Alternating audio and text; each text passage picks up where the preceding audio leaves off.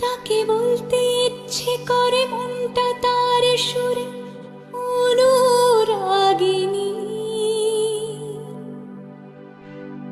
তবু বলতে গিয়ে হায় মনে পড়ে কি হবে ওই দালান বাড়ি, আসল তোমার কবর বাড়ি।